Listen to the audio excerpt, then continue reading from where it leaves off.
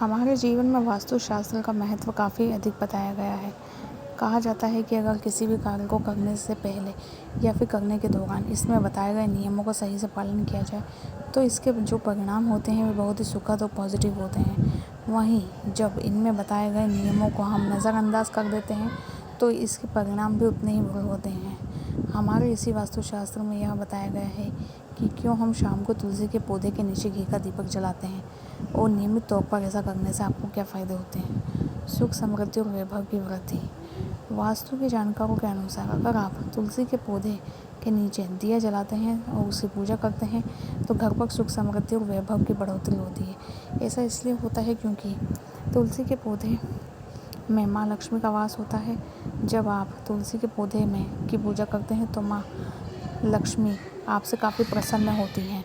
इसके अलावा negative energy से मिलता है छुटकारा। वास्तुशास्त्र के जानकारों के अनुसार यदि आप तुलसी के पौधे के नीचे घी का दीपक जलाते हैं तो इससे आपको नेगेटिव एनर्जी आपकी दूर होती है, साथ ही पॉजिटिव एनर्जी का फ्लो बढ़ता है। इसके अलावा दिए जलाने से माता तुलसी बहुत खुश होती है।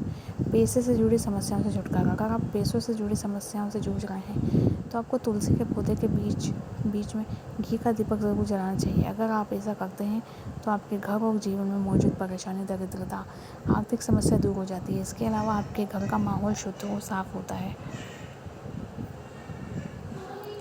खत्म होते हैं वास्तु दोष। अगर आपके घर पर किसी भी तरह का वास्तु दोष है तो तुलसी के पौधे के नीचे घी का दीपक जलाना ज़रूरी है। आप नियमित तौर पर ऐसा करना शुरू करें तो इन दोषों का असर आपको कम मिलेगा। भगवान विष्णु और माँ लक्ष्मी की कृपा। यदि आप वास्तु दोष को दूर करना चाहते हैं तो आपको अवश्य तुलसी के नीचे घी का दीपक जलाना चाहिए। भगवान विष्णु और माँ लक्ष्मी की कृपा।